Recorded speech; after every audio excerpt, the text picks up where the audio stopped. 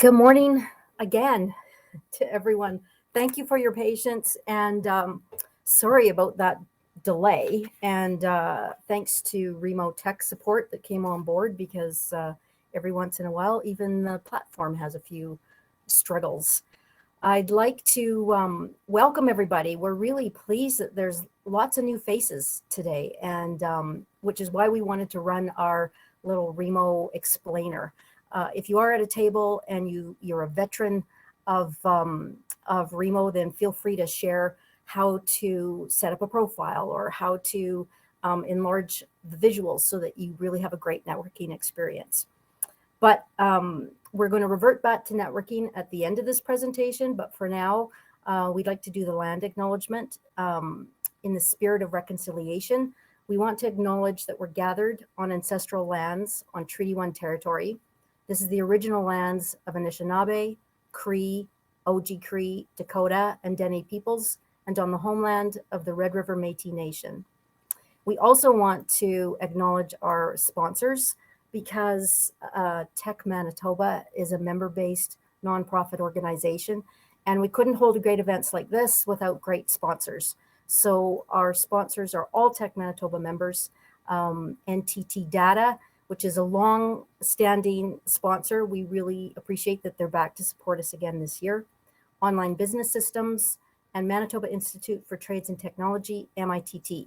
So if you're sitting at a table with any one of them, please give them a virtual pat on the back for helping us to make this happen. So without further ado, because we've had a little bit of ado this morning, we're going to lead into our presentation. Today's featured presenters are Hernan Popper of Popper Cybersecurity and Eric Krohn of KnowB4. Hernan has over 25 years of experience advising on technology, cost efficiency, and innovation. He founded Popper Cybersecurity to protect small and medium-sized organizations from today's biggest threat, cybercrime. Some of you might have thought for a second that there'd been a hack, that there'd been cyber hack, but no, we're safe. It was just the platform. Hernan has vast management experience in multiple industries, including Director of Innovation at Western Canada Lottery Corporation, Portfolio Manager at MTS Allstream, and Business Development Manager at Lockheed Martin Telecom. And joining Hernan is Eric Krohn. Welcome, Eric.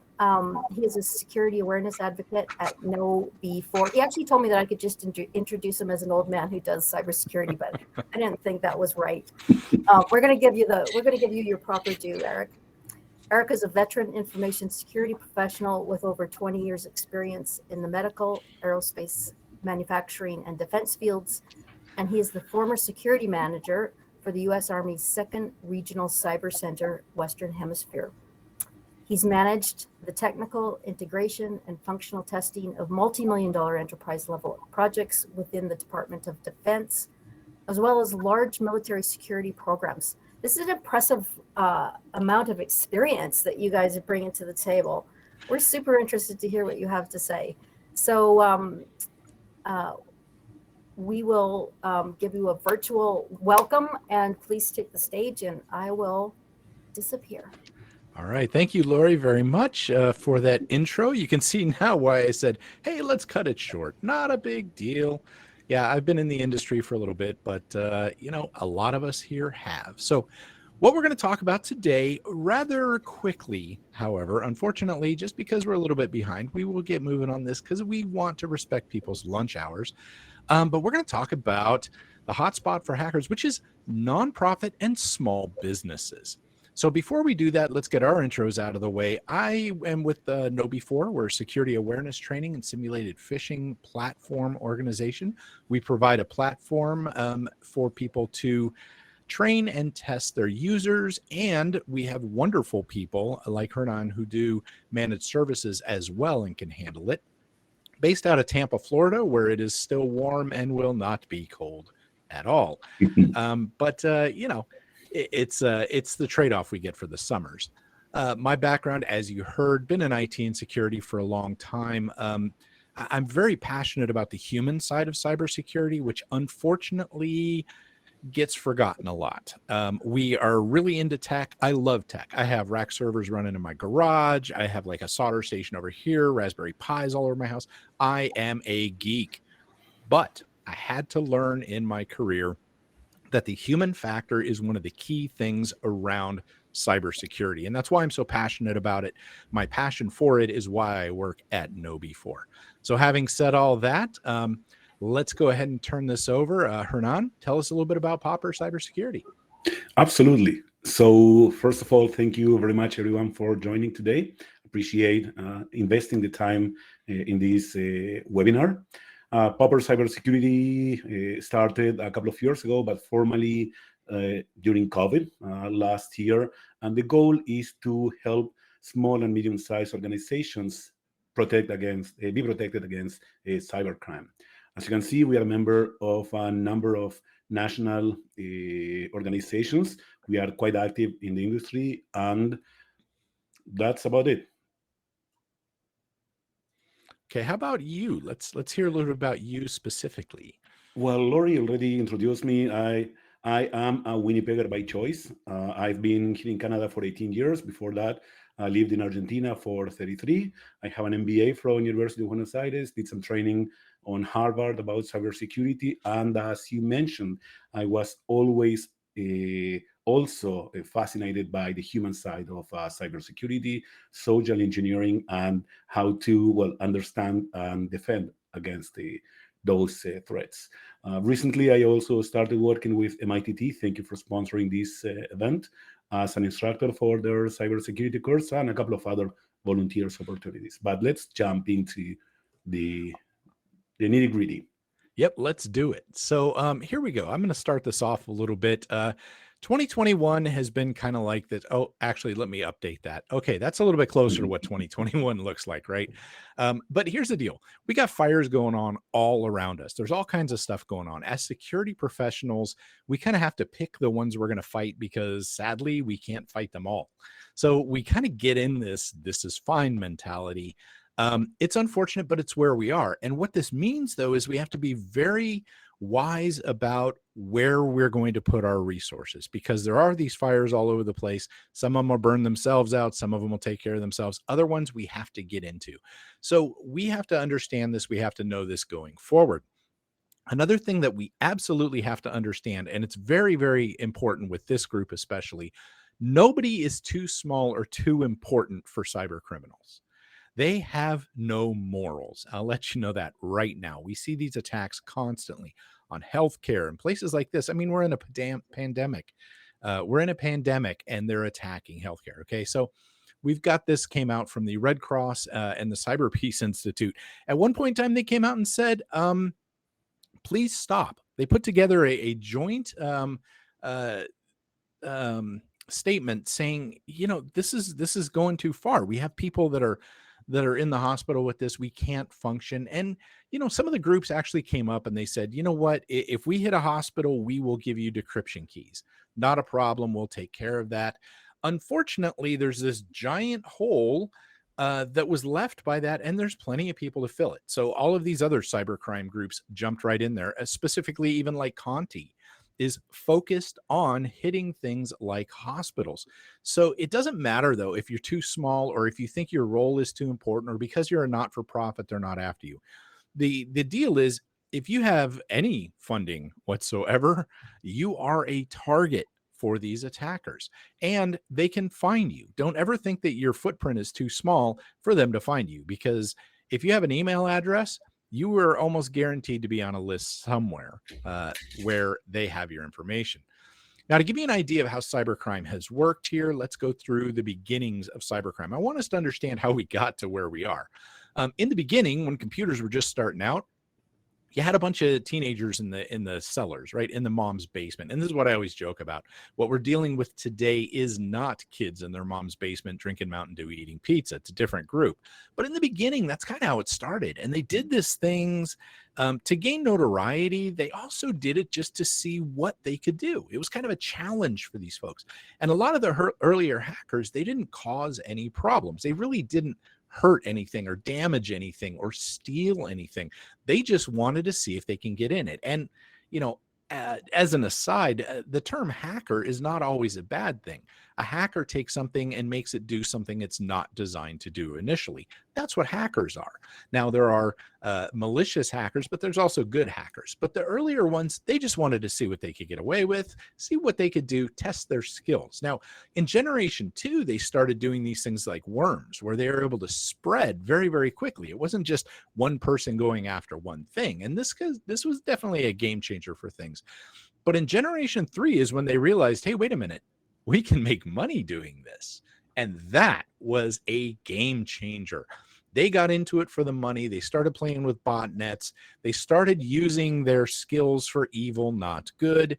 And that has kind of driven to where we are now. Now, in the 4th generation, this is where they actually matured. So Generation 3, they weren't necessarily really organized, but they did figure out they can make money.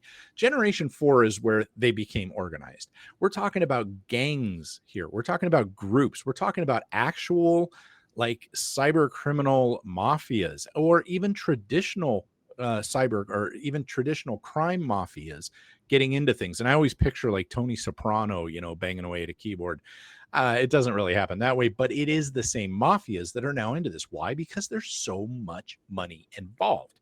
So organized crime has come around. And now in Generation 5, this is where we have this whole underground economy. And it is amazing the things you can get on the dark web. And we're going to talk about some of those things here as we get into this, but the services that are available, including taking phishing emails that you want to send out to a bunch of people, have it reviewed by people, have the grammar fixed, have the spelling fixed, and then guarantee you increased click rates based on their services. This is what we're dealing with today. So from the beginning, where it was just some kids wanting to see what they could get away with, gain some notoriety, and now, it is a big deal. Also, with COVID-19, as I mentioned, didn't take a break, right? 7 in 10 Canadian organizations facing ransomware attacks paid demands. Okay. This is getting pretty ugly because I'm going to talk about the number behind some of these demands a little bit further out here. But these numbers are getting huge on this, and this is something to watch. The problem is, if you're hit by ransomware and they encrypt all of your stuff, there's not much you can do about it. If you don't have good backups to get your stuff back, you will end up having to pay. And most of the time that means you get most of your data back, but not all of the time. But you can see 7 in 10, 70% paid the demands. Why? Because it's much more disruptive than people think it is. They don't realize how bad it is. Now, how does ransomware get around? Since we're talking about ransomware, top 2 methods: email phishing and remote desktop protocol. So that's that kind of a login that you do from Windows to a remote system and take it over and do your work from there. A lot of that stuff popped up around COVID because we had to go home and work from home very quickly. So this became a huge target for these attackers. So the 2 ways, again, email phishing and remote access is how they're getting into things. Now, why is it spreading so fast? Why are we seeing it on the news pretty much weekly with ransomware attacks? A key reason for that is this. I told you about the underground economy. Ransomware as a service is a key part of that. So in the real world, we have software as a service, right? So we can basically use software. Someone else maintains it all, right? We do that. We have email as a service. There's platform as a service. There's all these things.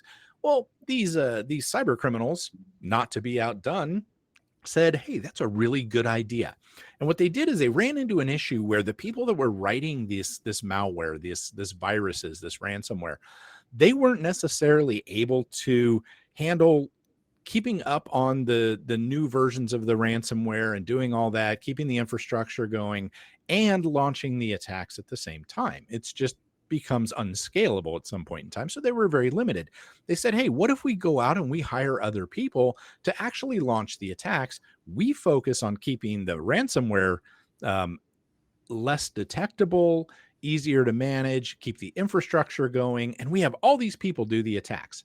Well, that's what ransomware as a service is. And a lot of times it costs nothing to get involved, and it's a profit sharing model.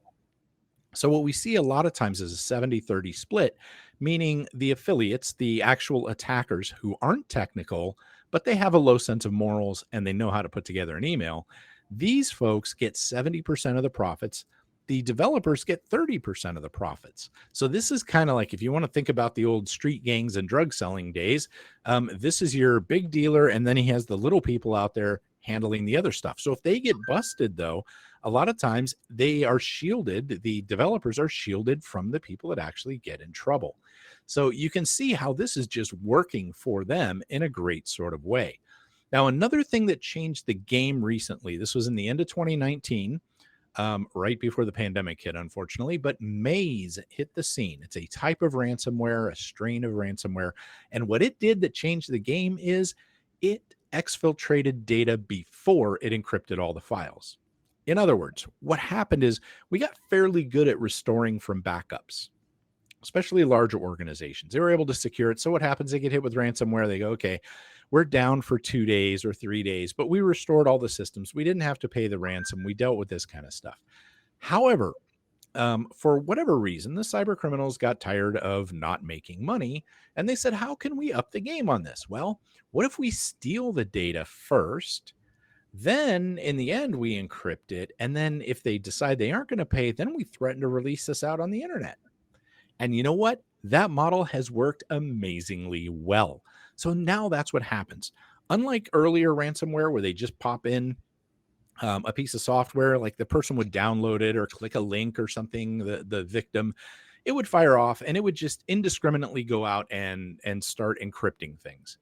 What's happened now is it's got a lot more human involvement. So instead of just grabbing the ransomware right away, what happens is the attackers then get into the system and they look for the things that are going to impact you the most, the things that are going to make the most damage, cause you the most downtime.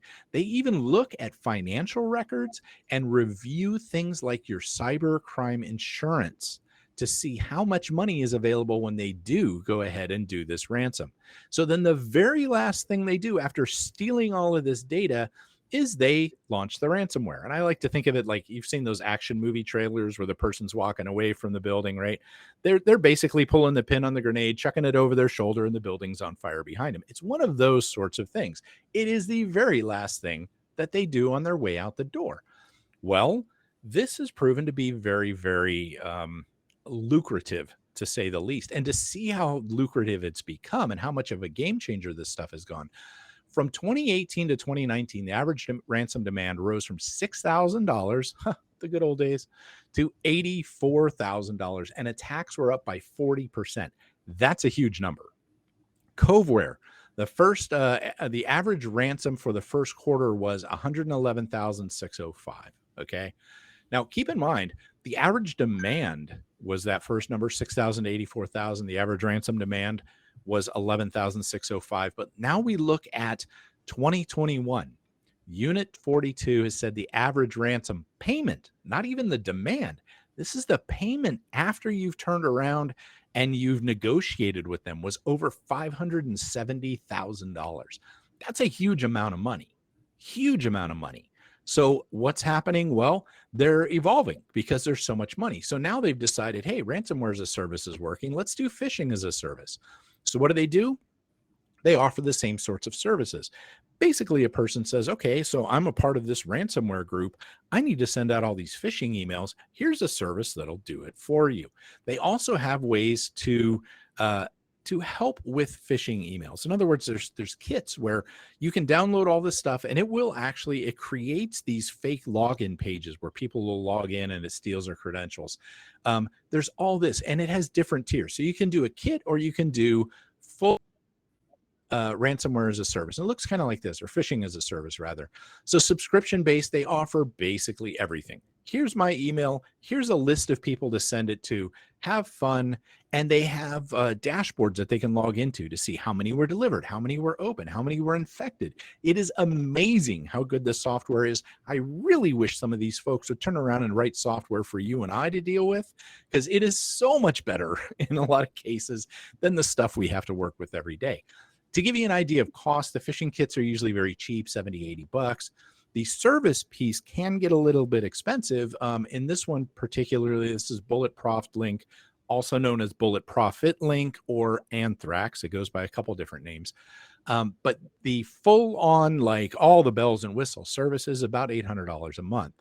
Well, if you think about that, when one ransom gets you $570,000 on average, that really isn't that much money. So it's relatively inexpensive for all the services that you get with it, and it's not hard for people to get into it. That's why it's not going away. And just so that you know, these are very professional people. They even run sales. Okay. So you want to buy this stuff, 10% off your first order. And they give people these videos, these training videos to teach them things. This was a particular one on how to put like an attachment or a link on an email so that it won't get caught by the spam filters. These are incredibly complex and mature organizations here.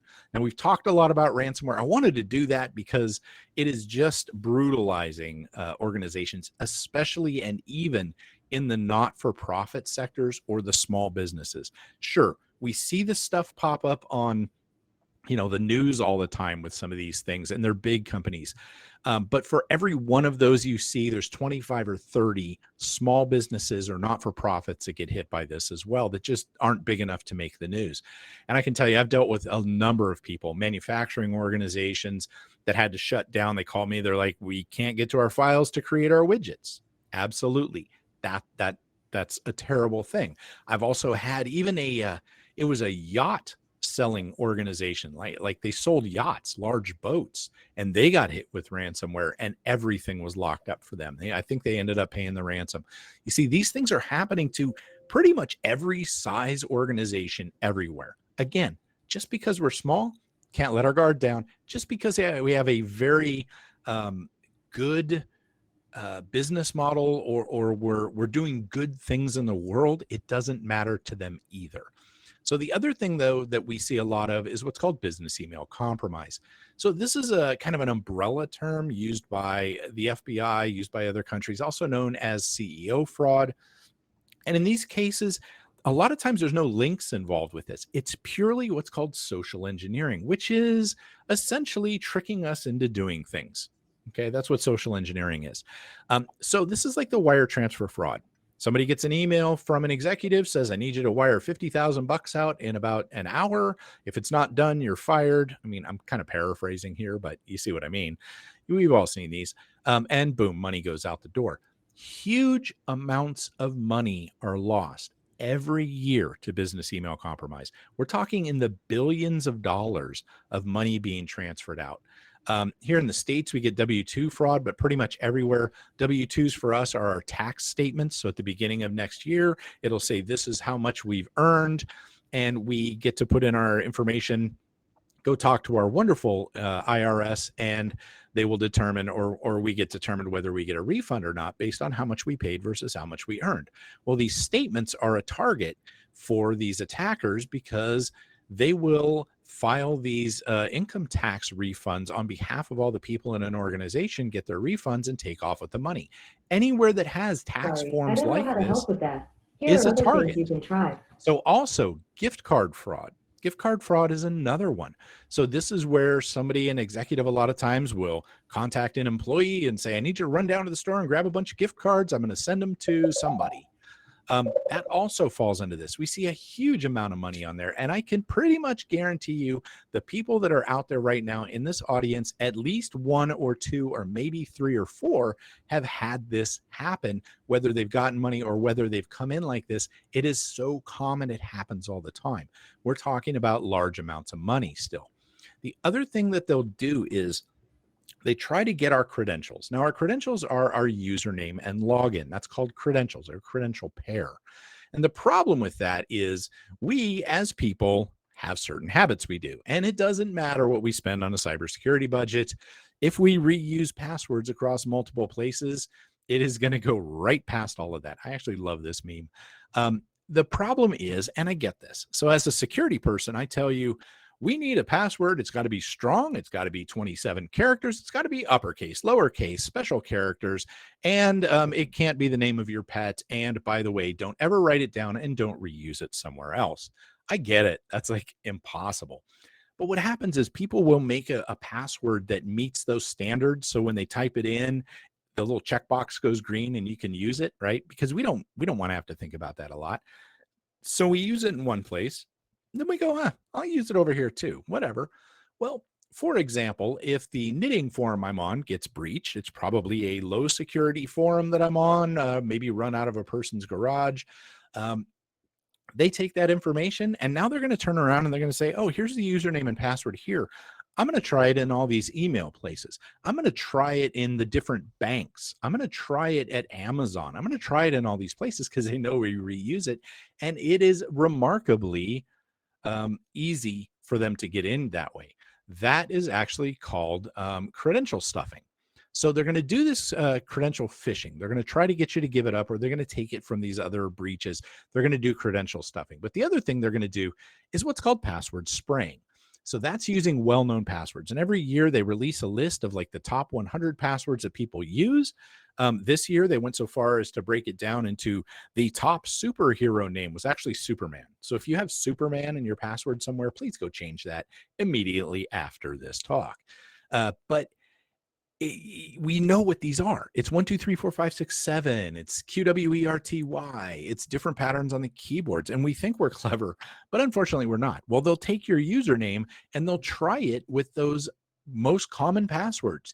And they're going to try it again on your banking accounts, your email, maybe even your work accounts and things like that to get in. Well, one thing leads to another and they're in your account. Now, if they take over an email account, what can they do with that? Well, a lot of ugly things. First of all, they'll turn around and they can send invoices to people, or at the very least, how do we reset our passwords for all of these other accounts? It's very easy. We have it send us an email to our email account, right? Once they're in your email account, it's going to be pretty ugly. They know this. And so they really prize these credentials or people that use weak credentials. So what do we do about this? Well, obviously, we don't want to reuse them. Password vaults are a big thing for me. I love password vaults, things like LastPass, Bitwarden, 1Password. There's one called Keypass out there. Basically, what it is it'll randomly generate a password for you. It keeps it in a place, and then you use a long passphrase. And a passphrase is something like the squirrel wore purple shoes, exclamation point. You throw a couple things in there, but you can remember it. It's very long. It's very unique. You protect all of your stuff with that and some sort of multi-factor authentication. That's like when you log into your bank and it texts you that code that you have to put in. That's multi-factor authentication. So you secure a password vault with that. And then when I go to set up a new account, instead of sitting there going, oh gosh, what's this password going to be? And I hate that. It's like one of the worst things in the world. You right click, you say generate password, boom, it creates it. It saves it in the vault. Next time you go back to that page, it's already there. I love password vaults. Use them so you don't reuse passwords over and over again. Takes some getting used to, but the learning curve's not very high. They're inexpensive or free in most cases, and it can make a huge difference. Also, again, with multi-factor authentication, anywhere you can, enable those on your accounts, on email, on Facebook, on social media accounts of other places. Enable that wherever you can. Yes, it takes another step. We may have to pull out our phone and look at like an authenticator app on there to get a code that resets, or we may have to check a text message. But it is so important in securing accounts. The other thing we need to understand is social engineering is how they manipulate us. It's how they trick us into clicking these links. It's how they trick us into giving up our passwords.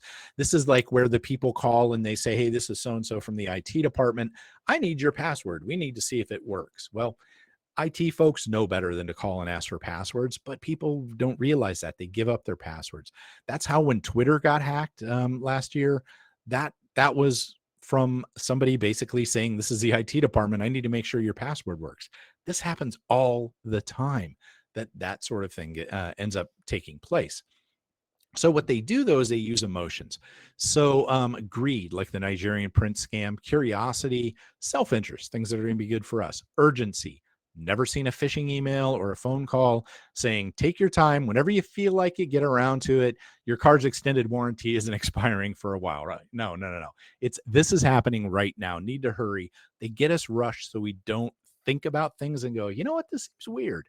And we don't research it. Fear. Now, whether that's fear of losing your job, losing money, or even the fear of missing out, not knowing something that other people may know, that's another way that they get into it. And then, of course, helpfulness. We're going into the holidays here, folks. There's going to be charities. There's going to be people wanting to collect money for poor and things like that. This is a prime time that they're going to be sending out these sorts of things to try to trick people into giving up money or information or something like that for charities. So keep an eye on this. If you get a phone call, a text message, or an email that elicits a strong emotional response, take a deep breath, look very critically at it. Don't let it drive you into doing something faster. Take that deep breath. Watch for that emotional response. It will pay off in great ways if you look at that. Now, as far as training goes, it's incredibly important for employees of organizations to be able to train. Now, what we have to do, though, is we have to concentrate on things like this. Let's teach them these lessons.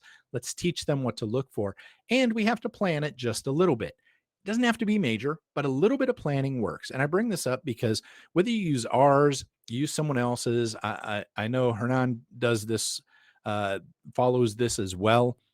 It just works. So it's 4 steps. It's not hard, but basically get a baseline test. And Hernan can help you with that. It's free. You can get a baseline test to figure out where you are, and your eyes will be open. I'm going to show you the next slide here. You'll see that. Get your baseline test. See how people are clicking on things now.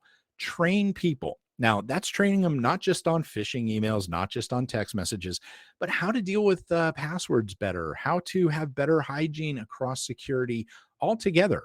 You also want to do it not just once a year, but you want to do it a lot more often. So instead of doing a 1 hour a year course, do like 15 minutes, maybe once a quarter, or 10 minutes once a month if you can do it.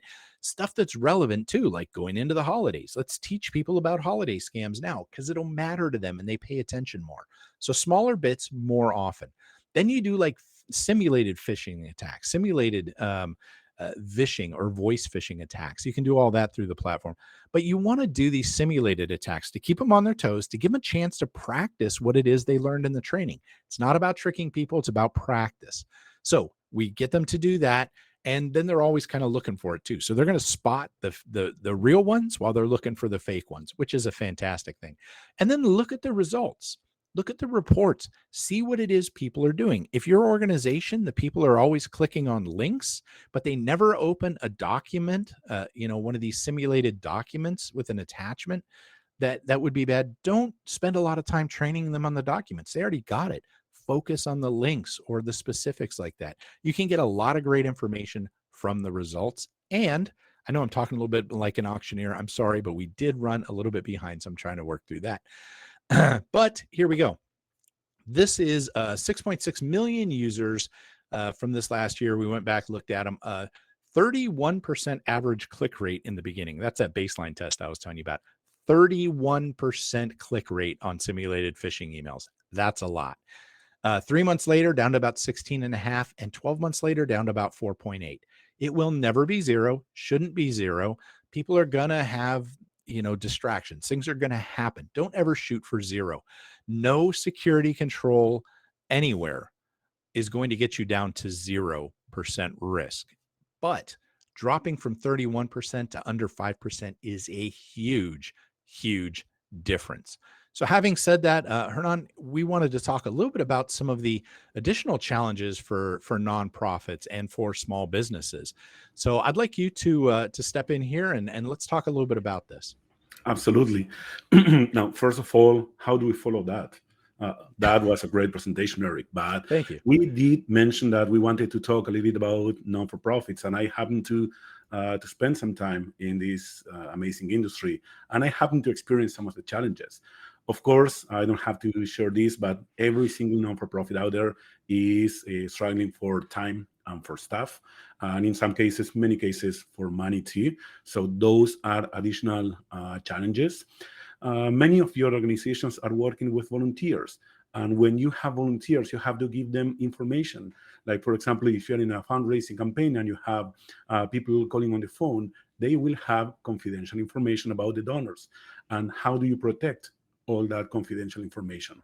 Or how do you define who you should trust with information? Is it the volunteer manager? Is it each of the volunteers? And there are a lot of, let's say, opportunities for failure with regards to volunteers. A big one also is external risks, that there is nothing you can do.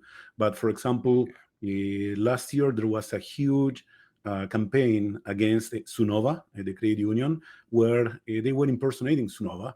And of course, they did nothing, but the emails look legit. And they had to reimburse their clients with money that actually they did nothing wrong. Now, when it comes to non-for-profits, email, it's a huge way of fundraising or asking for pledges or asking for money.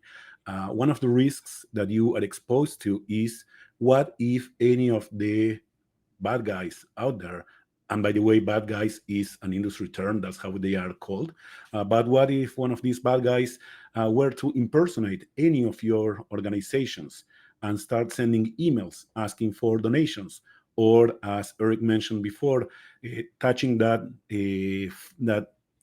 feeling or that emotional threat, where, well, someone might be giving their credit card information or their donations to a scammer. And if they were to use your logo, your templates, well, that could be a huge reputational risk. And just to give you an idea, every time that you send an email asking for any kind of donations, anyone can take that email and weaponize it, or make it a weapon actually, and to, well, change the links where the clicks are going to. And well, that could be a huge issue with regards to how do you manage that risk, and what plans do you have in place in case that were to happen. Some other additional challenges that I ran into in the past, well, staff issues. We all know that there's a lot of churning with regard to staff in non-for-profits, mostly because of the salaries in non-for-profit industry are usually lower than in the for-profit. So this keeps happening, that, well, you'll get staff and they will leave, and then you get new staff and they will leave. Do you have a strong offboarding strategy to make sure that every employee that leaves, all the information that they had access to, all the email accounts, all your fundraising applications, all your websites, that you are actually closing all those credentials and making sure that they don't remain open? Because I've seen in many cases that there are credentials still open for staff that left 4 or 5 years ago. So that's a big one, and I do encourage you to think about the offboarding strategy and to discuss it with your IT and human resources staff. Do you have a cybersecurity policy? Does your staff know what to do when they get an email that looks fishy? Is there a process in place in order to report that email? Is there a remediation in case that they actually click? Do you have a plan, or have you set up a program how to recover if you were to be hit? And usually the problem is not if you're hit, but when you're hit. Another big topic is bring your own device. And this is when you allow your staff or your volunteers to use their own phones, their own computers, to access your systems. So for example, let's say that you're using any of the big fundraising platforms, and you let them use their browser from their home in order to connect to this fundraising application. Well, you don't control that computer that they are working from. But on top of that, if you are reimbursing for your staff's cell phone bills, you have confidential information in those cell phones, but you don't control those cell phones. So emails, access to platforms, access to any personal identifiable information that relates to your purpose is on their devices. So how do you control that? And it's not just a matter of, is it better to bring your own device or to own devices? Is what would happen if one of these cell phones were to be stolen or were to be lost? And what kind of information is there that could really be a huge PR problem or a huge breach? And the last one that I want to mention, and this is why we always talk about the human factor, many of the non-for-profit organizations and small businesses out there are using a managed service provider or an outsourced IT vendor. And these vendors, they always will focus on the network, on the computer, on the antiviruses, on the backups. But the big missing piece is the human factor. 95% of attacks will start with someone within your organization falling for one kind of social engineering threat, being a phishing email, being phishing, being any of the different ways that they can actually trick the people. And if you think that your IT vendor is thinking about the people, I invite you to look at that again. That's why what we do at Popper Cybersecurity together with KnowBe4 is we just focus on the human factor.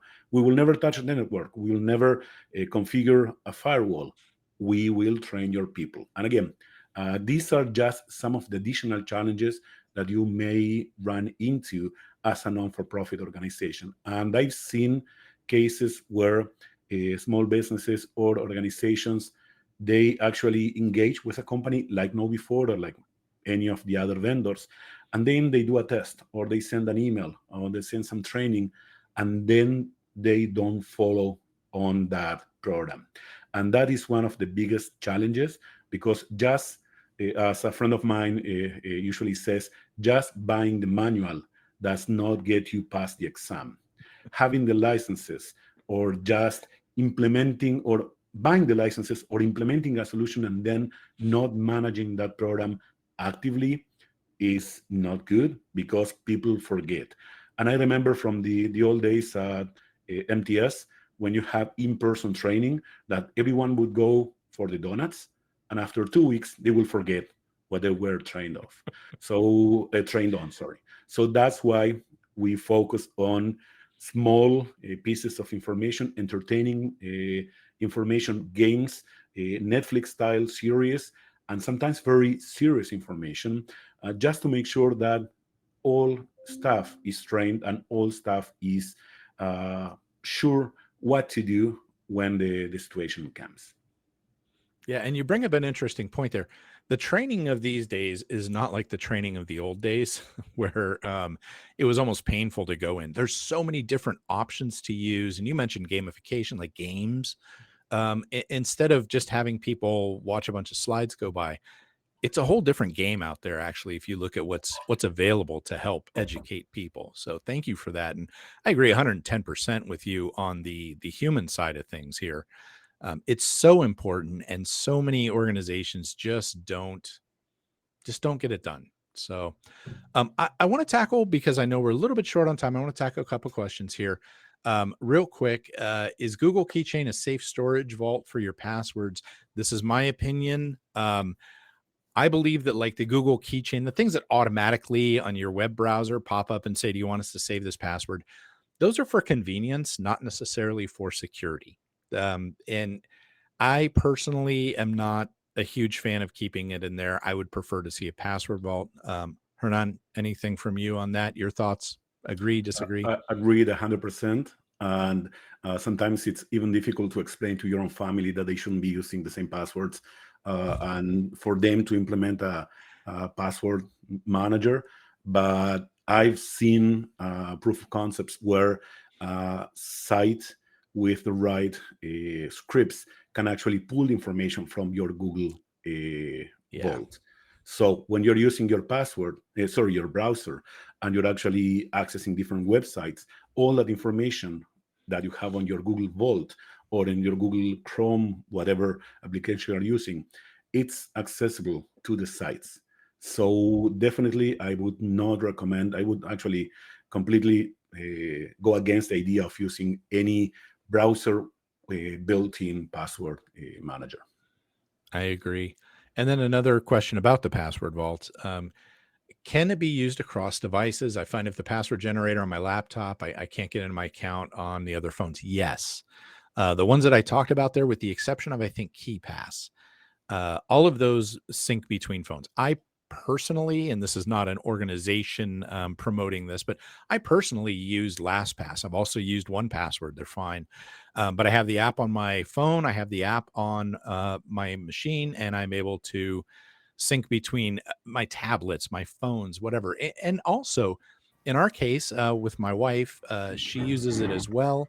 She creates a password, she shares it over to me, and we both have the same password for like bills and things like that. So you can share them as well. Mhm. Well, I think Lori coming on here is going to tell us we're about out of time.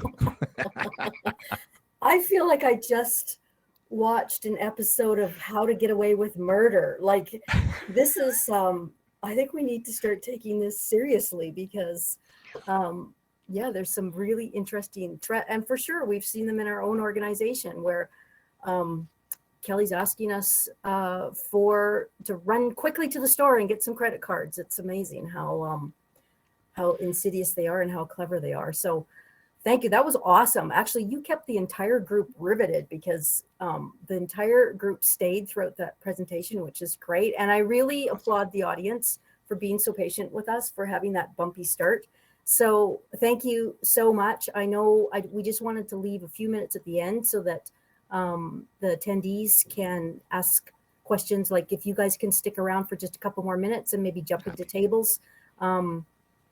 For the guests, you just go and double click on a table and that enables you to circulate, as you probably know. And I just wanted to take 1 minute to remind you that the next Tech Mashup is going to be a really great one to wrap up the year.